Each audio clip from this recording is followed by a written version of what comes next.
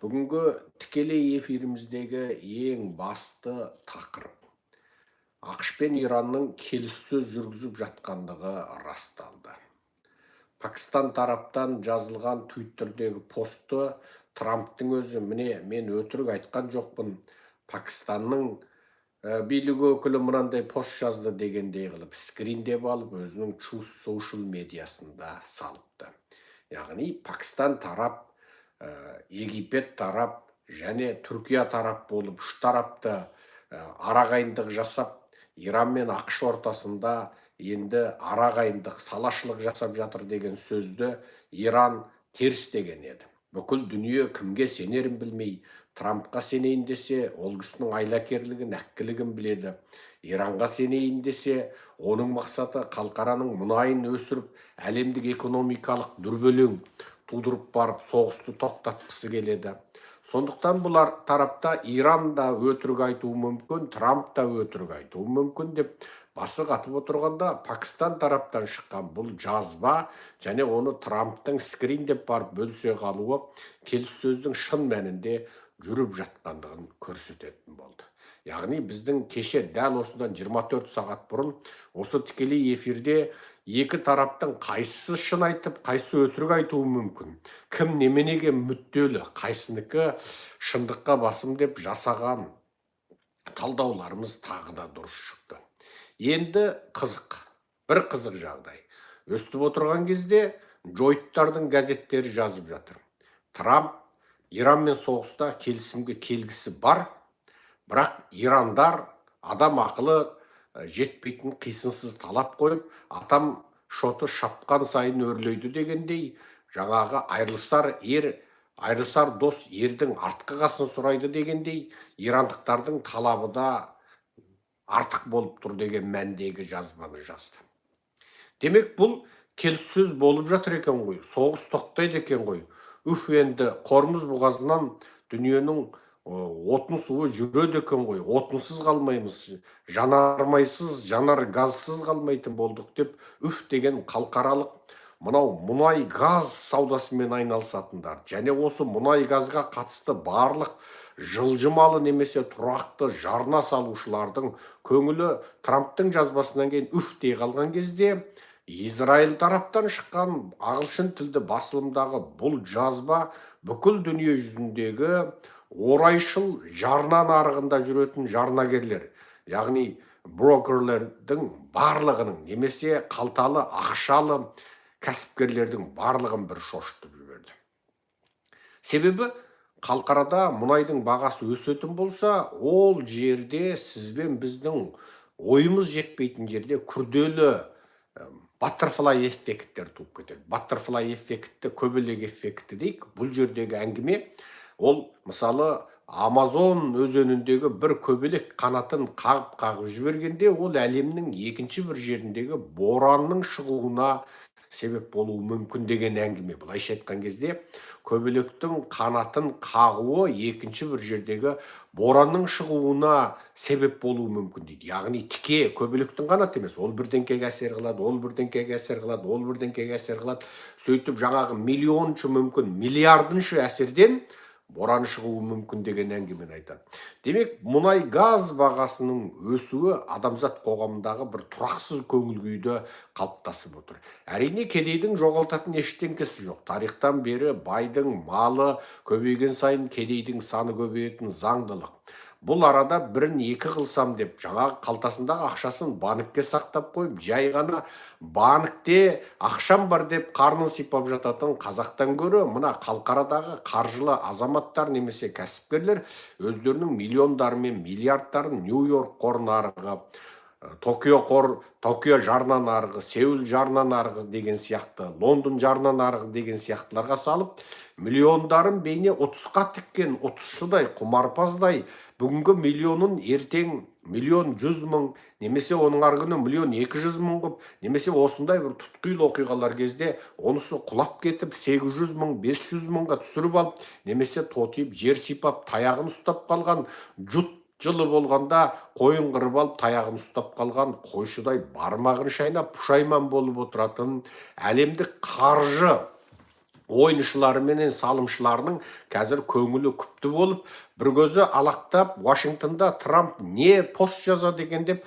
оның Truth Social медиасын аңдыса, екінші тараптан Израильден қандай хабар шыға деген деп, Израиль тарапқа қарап, бүкіл елдің барлығы алағай шапраш болып кетті. Сөздің шыны керек, сіз бейне осыны айтып отырған біздің өзімізде Иранда режим өзгере ме екен, жоқ әлде жауыз молдократия қалып, Иранның халқы бар болғаны Трамптың айтқанына көнетін, айдағанына жүретін жай бір мемлекетке айналып, бар болғаны Трамптың халықаралық мұнай газ бағасын тұрақтандыру сынды үлкен жоспарына сай Иранның мұнайы ендігәрі санкциясыз саудаға салынып, бірақ Ирандағы жауыз қанішер молдалар билігін ұстап, тәспиғын тартып отыра бере ме екен деген күдігіміз де бар. Егер Иранда бұндай болатын болса, онда қазаққа көк түйіндік пайдасы да жоқ.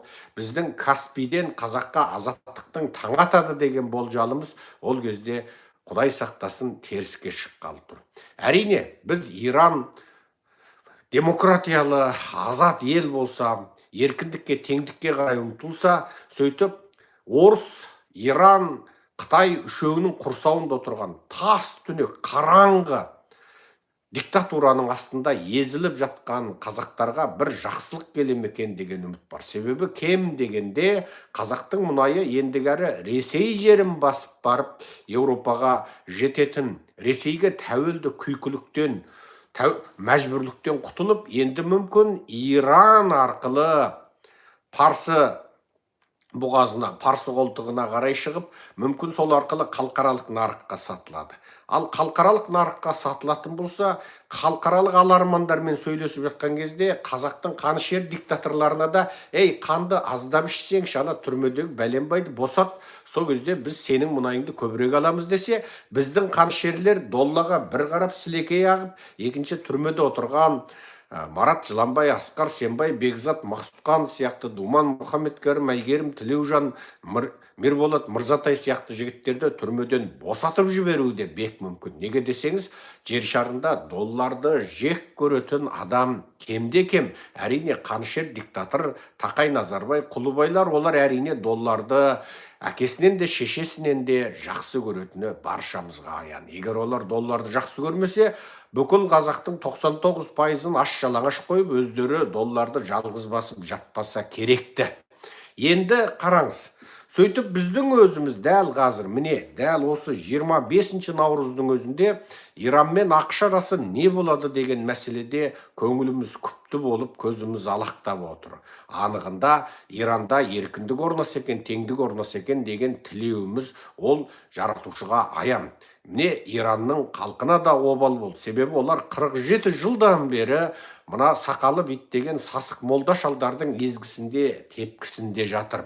Оның айқын дәлелі мынау Израиль менен Америка әр жолы мына Иранның әрбір жеріндегі жаңа дрон жасырған әскери қамбаларын, зымырандар жасырған әскери қамбаларын, таудың ішінде ойып тұрып салған, жердің астында, бәленбай қабаттың астындағы жаңа қару жарақ қоймаларын жарған кезде, соны видеоға түсіріп тұрған ирандықтардың қуанбайтыны, күлмейтіні, алақайламайтыны, тіпті әуелі рахмет Трамп, рахмет Нетаньяху деп айғайламайтыны кемдегем. Себебі әрбір видеоға түсіріп тұрған ирандықтар, мейлі қарты болсын, мейлі жасы болсын, бұл тауларда жарып жатқан Америка мен Израильдің түптің түбінде Иран халқын мынау молдалардың молдократиясынан, диктатурасынан, қанішерлігінен құтқаруына бір көмегі болатындығын біліп отыр. Олардың өзін билеп отырған мына Хомейни режиміне, анау 79 жылдан бері Иранда орлаған исламдық ат жамылған, анығында исламдық ұстанымдарға 100% кереғар, қарама қарсы жұмыс істейтін, тек дінді желеу қылып, әсіре радикалдық бағыт ұстанып, анығында сол бір топ Хомейниді негіз қылған және Иран Ислам төңкерістік партиясын негіз қылған мүдделі қаншерлік топты ғана асырап отырған, Иранның 90% халқын аш-жалаңаш ұстап отырған мына режимге Иранның халқының кегі дегеніңіз енді айтып тіл жеткізе алмайтын деңгейде жоғары болып тұр. Олардың зығырдандары қайнап, егер қолдарына мына молдалар түсетін болса, бұтын бұт, қолын қол қылып, тұздап, ашты бұрышын сеуіп, тұрып шайнап жеп алатындай, қанын ішіп, сүйегін бүркіп тастайтындай деңгейде кектеніп тұрғандығын Twitter әлеуметтік желісінде тараған Иранның әрбір тау тасын бомбалап, ол жердегі жарылыстар кезінде түсірген адамдардың рахмет Трамп, рахмет Нетаньяху, рахмет Америка деп тұрып айғайлап, ана жарылып жатқан видеоларға алғыс айтып жататын сол барыстарынан ақ білуге болады. Енді тағы бір қызық нәрсе.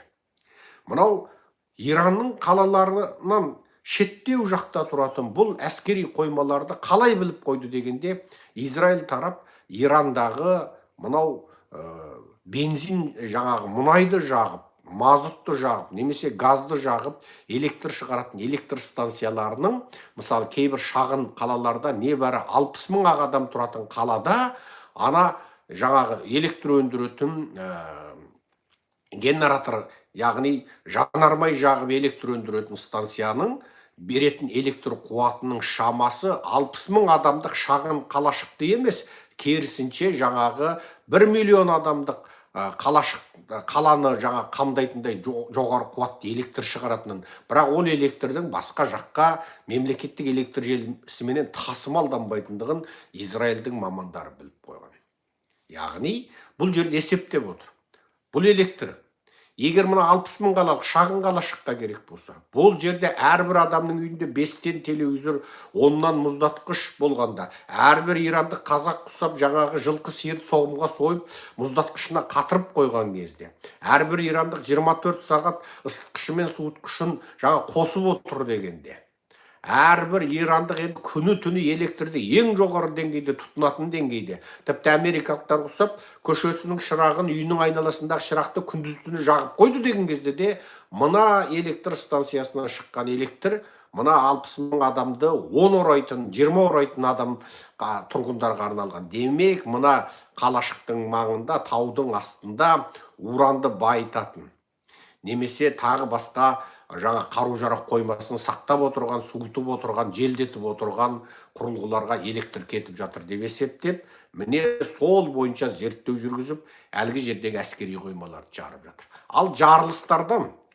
спутниктен жаңағы әскери мамандар, сарапшылар, барлаушылар нені байқады дегенде, әдетте бұл жарылыстардан кейін ары қарай жарылыс үздіксіз екінші, үшінші, төртінші мәрте жалғасып жатады. Тіпті кейбір жерлерде тауды жарғаннан кейін қалыптасқан үңгір ауыздардан үздіксіз бұрқақтаған жарылыстардың жалындары мен түтіндері шығып жатады. Бұл деген сөз оның астында айтса айтқандай жаңағы аса зор көлемдегі қару-жарақтың тұрғандығы белгілі болып отыр. Енді Иранның жағдайының не болатындығын жұрт білмей отырғанда бір қызық жағдай болды. Иранның келіссөзге жауапты сыртқы істерінің адамы бұл келіссөзге жаңағы осы уақытқа дейін өлі тірісі белгісіз мүгедек болды ма, тірі ма, өлді ма, біреу Мәскеуде дейтін, біреу басқа жерде дейтін Можетова, яғни Хомейни шалдың әлгі Англияға барып белсіздік демдететін, бір айтысында қыз теке болуы мүмкін дейтін әлгі ұлы сол батасын беріпті дейді. Демек, Можетова бас изеді деген сөз, бұғанға дейін Можетова тірі ме, оның орнына басқа біреу келді ме деп бас қатып отырған елге бұл да бір жауап болған сияқты. Можетованың өзі бас изеп батасын берді деген сөз, демек келіссөз жүретін сияқты. Қысқасы, сұрақ көп, бірақ оған жауап жоқ, көңіл көпті. Қалтасында миллионы, миллиарды бар былайғы әлемдік қаржы нарығындағы мұнай газға қатысты немесе жалпы халықаралық жарна нарығын алақанда қақпақыл қылып жүргендердің де жүрегі дүрсілдеп отырғаны сияқты, жарна нарығында көк доллар ақша салмаған, бірақ қазағыма не болады екен деп қалтасында доллардың саны шектеулі Серікжанның өзі мына Иран азат болса, қазағыма бір жақсылығы тиер ме екен деп Біздің де жүрегіміз дүрс-дүрс етіп отыр. Енді өстіп отырған кезде орыстар Украинаға 400-ден артық дрон атты дейді. Ал бір деректерде орыстың атқан дроны бұдан да көп, тіпті 2 есеге жуық дейді. Бірақ қалай болмасын, Украина тағы да оның басым көпшілігін атып түсірді, бірақ атып түсіре алмағандарынан тағы да зардап шегушілер бар. Орыстардың құтырына дрондық шабуыл жасауы бұл Путиннің ем қонбайтын ауруға тап болғандығын білдірсе керек. Мысалы, мынау орыстардың ең үлкен мұнай тасымалдайтын портын украиндердің жарып жібергендігін айттық. Мүмкін бұл соған қаратып жасаған орыстың шабуылшыға. Бірақ не қоймай қайтпайтын бұл соғыстан сөздің шыны Путиннен басқа жұрттың бәрі алығып та болды. Бірақ украиндар соңғы кезде орыс әскерлерін өлтіруді жиілете түсті. Себебі украиндар кәдімгідей технологиялық және қару-жарақ тұрғыдан басымдыққа ие бола бастады. Енді осындай кезде Путинде шегінерге жол жоқ. Ол тіпті сол өліп кетсе де тағында өлгісі келіп тұр. Оған үстің және Ресейге бодан болған басқа бұратана халықтың жігіттері қырылама бәрібір бар болғаны ол өзінің тағын ұстап отырмақшы. Диктатордың тақтан басқа қамы жоқ. Міне, енді осындай бір күрделі жағдай кезінде, аса күрделі жағдай кезінде Трампқа тиімсіз бір хабар тарады. Трамптың жаңағы өзінің мынау Мар-а-Лаго дейтін сарайы бар, ол Флоридада. Сосы Мар-а-Лаго сарайына жақын жердегі сайлау түйіні бар. Ол жер бұрыннан бұрын сол аймақ, сол аудан республикашылдардың қолында болып келген. Бірақ жалпы беттік дауыс берудің кезінде сол жердегі сол билеуші республикашылдар аямай жеңіліп, демократтардың біреуі әлгі ежелден республикашылдар ұстап келген санды қағып кеткен.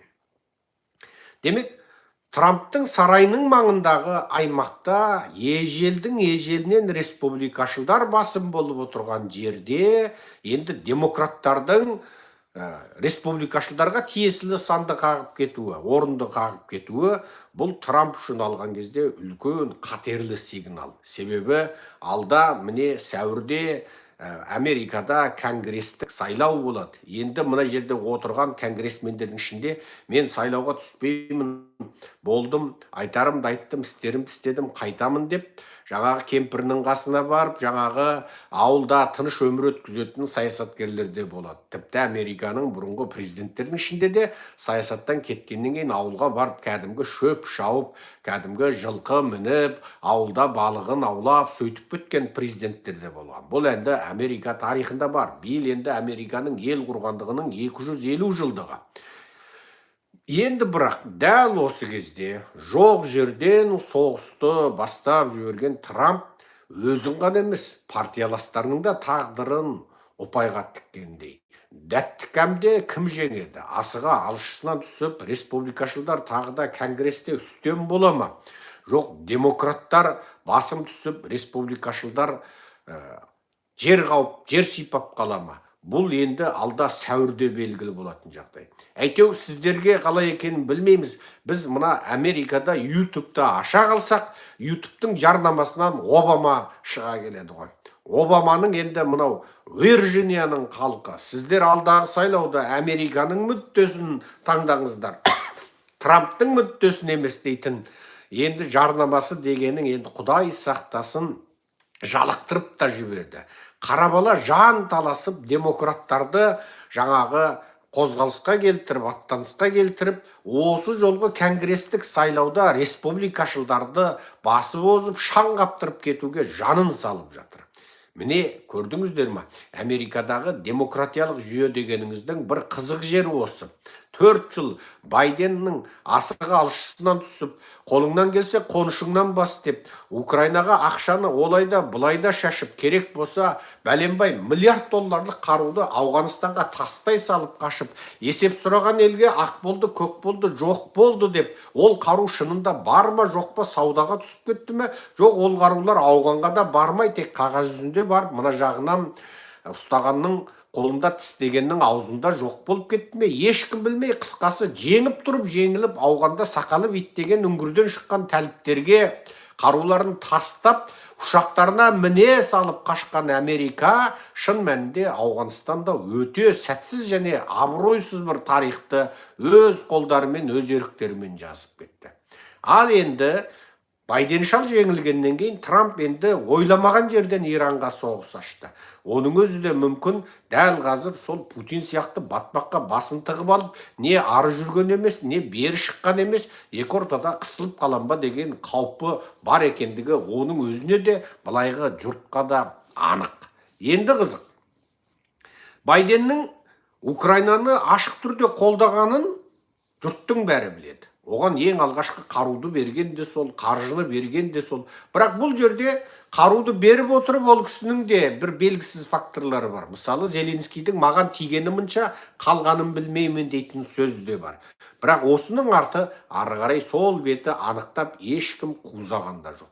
Демек, Америкаңыздың өзінде де адамдардың кеңірдегі кәдімгідей жақсы екен, аппетиті жақсы екен. Бірақ ол Назарбай Тоқайша деп жаңағы бүкіл елге сендер ашты отырыңдар, тек мен бәрін басайын демейді екен. Олар да ебін тауып, мына ешкі $1000, түйе $1,500 болды деп есепті соға береді екен. Демек, ебін тауып, жаңағы қалауын тапсаң қаржанады деп екіден қостан асап жіберетін жағдай Американың саясаткерлерінде бар болып отыр. Мысалы, баяғыда ана оңтүстік Америкада, Гаитиде жер сілкінген кезде қара бала әрбір үйі қираған гаитиліктерге мұншама үй соғатын болдық деп қаражатты жіберіп, соңында ол соғатын үйінің дымы да жоқ. Әрбір гаитилік бір жаңағы кәдімгі матадан тоқыған жаңбыр өткізбейтін шатырға ие болғандығын кейінгі жұрт жазып жатты. Демек, бұнау дүние жүзінде осы жылу атау, бір жерге қаржылай көмек беру, бір мемлекетке көмек беру,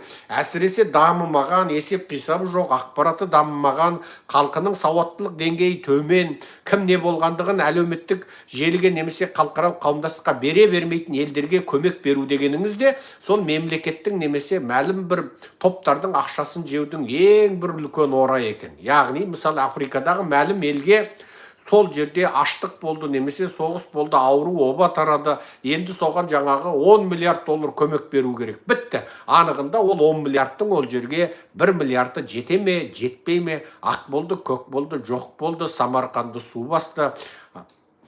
Сапырып Сарманбайға бер, құйып Құрманбайға бер деп, ең соңында ақ болды, көк болды, жоқ болды менен есеп беретіндігі, міне бұл адамзаттың шындығы болып отыр. Оның айқын дәлелі газаға жұмсайтын ақша көп, ол газаға баратыны аз болатыны. Мысалы, анау Қазақстандағы бір құрттай қыз Перизат Қайраттың өзі 770 миллион теңгені газаға жаңағы жылу деп жинап алып, оған әшейін газадағы қазақ газа бір туған деп қалың газабек қазақтар ақшасын берсе, соны Назарбай сияқты, Тоқай сияқты жайын ауыздар емес, динозавр ауыздар емес, кит ауыздар емес, жай құрттай ғана Перизат Қайраттың өзі 70 миллионын Палестиннің өкілдігіне Астанада беріп, 700 миллионын қалтаға басып, ол жиптерге, шубаларға, қымбат көліктерге айналып шыға келіп, ең соңында әсілі жеудің патенті тек бізде еді, сен қайдан шыққан жегішсің деп әлгіні ұстап алып, үлкен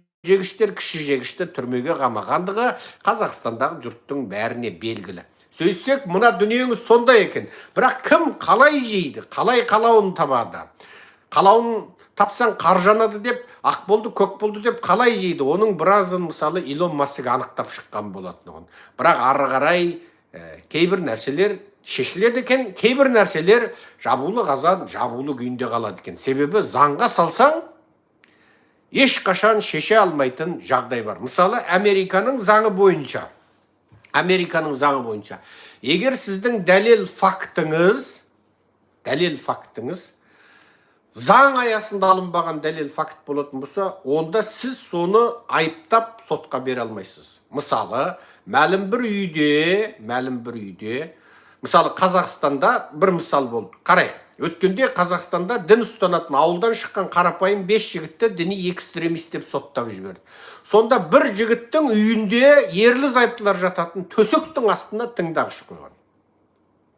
Ал егер осы хабарды біз Америкаға жеткізетін болсақ, осы сотталған жігіттердің жұбайлары бізге хабарласып, осының бәрі қағаз жүзінде қазақша және ағылшынша күйде бізге жіберіп, өздері сол бізбенен сөйлесіп отырып, осыны Американың конгресіне жеткізетін болсақ, Америкадағы конгрессмендер бұл хабарды естіген жерде талып қалатын еді. Себебі ерлі зайыптылардың төсегінің астына тыңдағыш қою, және ол мемлекеттік құзырлы мекеме прокуратура тарапынан қойылып, және осы азаматты сен діни Қазақстан үкіметі рұқсат бермеген діни ағымды ұстандың деп әлгі жігіттерді соттауға, кәдімгі сотта аузы мұрны қисаймай тұрып дәлел ретінде көрсетеді.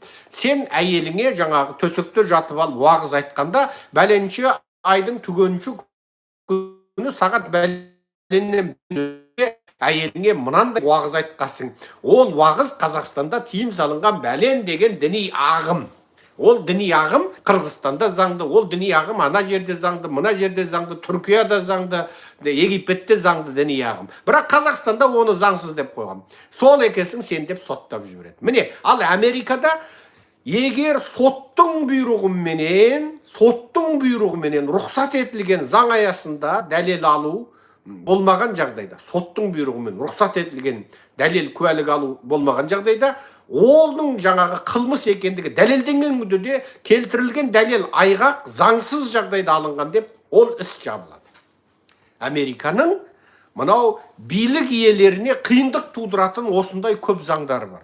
Ол деген сөз не? Ол форма киген полицей, форма киген прокурор, соттайтын судьялардың шексіз билікке ие болуының алдын алу үшін қарапайым халықтың құқынан жаңағы қолында құзыреті бар адамдардың жаңағы үстем болып кетуінің алдын алу үшін билік жаңағы заңды жасаушылардың осындай бір баптарды енгізгені бар. Ал Қазақстанда ол сотың да, полицияң да, прокурорың да оған бәрі бір, олардың аузынан шыққаны ақиқат. Ал Америкада демократия дегеніңіз осы. Мысалы мен үнемі образды түрде бір мысал келтірем.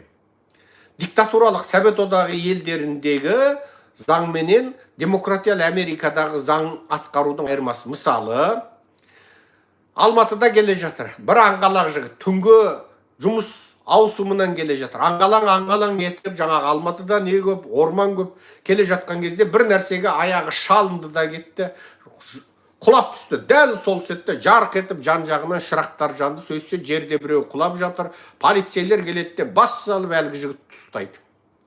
Ана жерде жатқан адам өліп қапты. Сен соны өлтірдің, болмаса мына түнде қайдан жүрсің дейді. Енді бітті.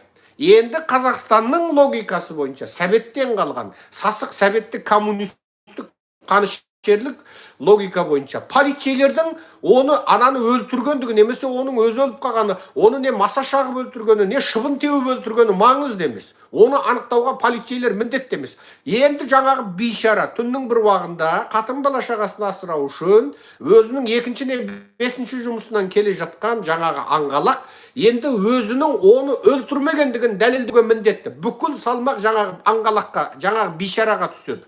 Ол әлгі жерде өзінің соны өлтірмегендігін дәлелдей алмаса, бітті. Сен өлтірмегендігіңді дәлелдей алмаса, онда демек сен өлтірдің дейді де, советтік, қылмыстық, коммунистік, қарақшылық жүйе, яғни қазақстандық жүйе әлгі пақырды соттап жібереді. Ал Америкада бүкіл салмақ полицейге түседі.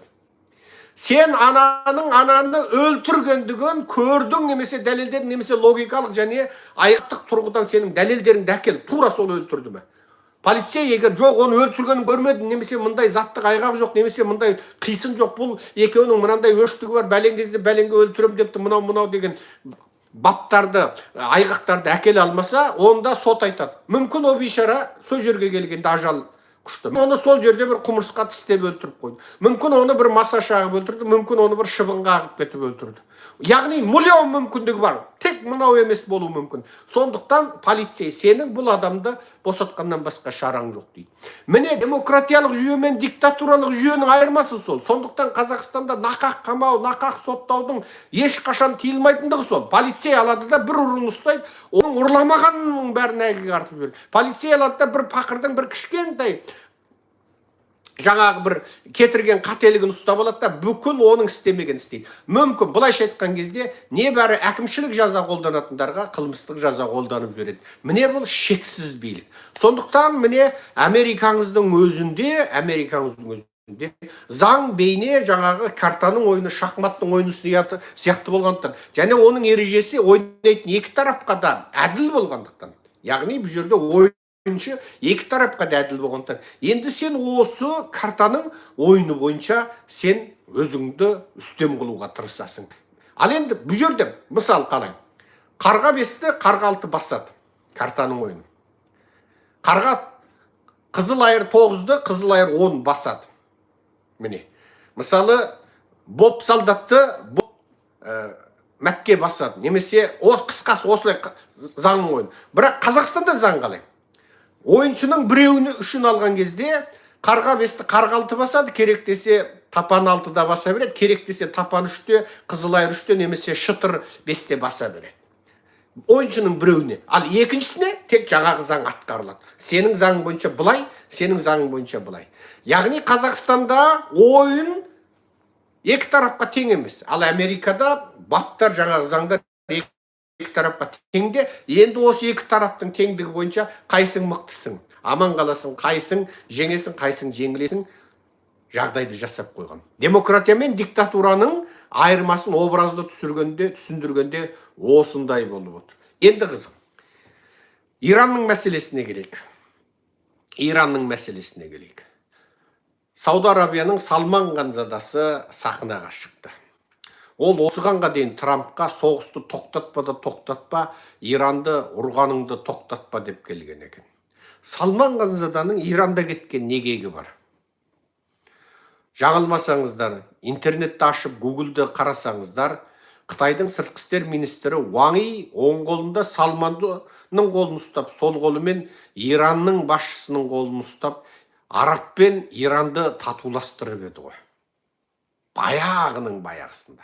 Яғни орта шығыста ең мұнайы көп Арабты, ең Қытайға арзан мұнай беретін Иранды Қытай татуластырып, біреуі сүннит, біреуі шиға екелді татуластырып, Қытай өзін орта шығыстағы бейбітшіліктің сомдаушысы қылып, халықараға бір жар салғаны естеріңізде ме? Бұл біраз уақыт бұрын, мөлшермен 1 жыл ма, әлде мынау 1,5 жыл ма, осы мына Қамас мәселесі ушығып тұрған кезде болатын.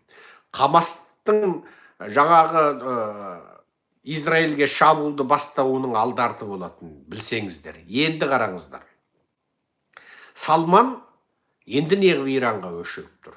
Иранның да оңай емес.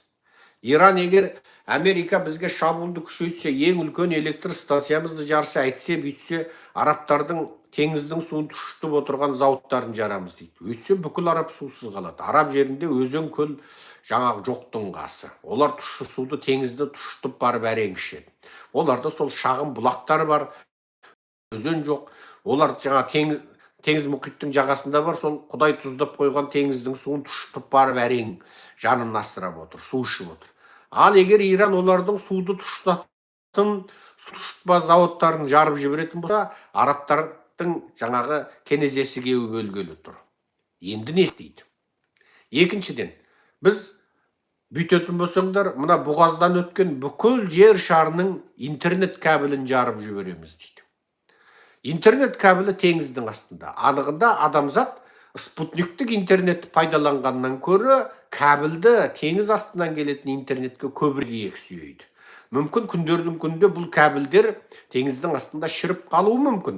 Бірақ қанша айтқанмен кабелді интернеттің жылдамдығы, арзандығы жоғары болғандықтан, және мынау сымсыз интернетті тарату технологиясы әлі жоғарғы деңгейде жылдам интернетті таратуға жетпегендіктен, бүкіл мемлекеттік деңгейде, халықаралық деңгейде адамдар әлі де теңіз асты кабеліне тәуелді.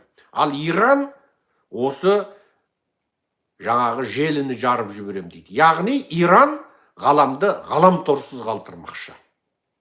Иран арабты сусыз қалдырмақ, ғаламды ғаламторсыз қалдырмақ. Яғни Путин айтпақшы, мира без Россия не надо деп айтқан сияқты, бұларда Ирансыз әлемнің керегі жоқ деп жанын шүпірекке түйіп отыр. Енді бұл дүние ары қарай не болады? ғайыпты бір жаратушы біледі. Бірақ біз сол қазіргі белгілеріне қарай отырып, бұның арты қайда апаратынын, неге соғатындығын шамалап мөлшерлеуге болады. Енді қараңыздар, анығында мынау дерек көздерінің жазуында Американың ресми түрде талабы Иран тарапқа жеткізіліпті дейді. Енді рас болатын болса, Иран тарапқа сол тараптың жеткені рас болатын болса, Американың талаптары бірнеше екен.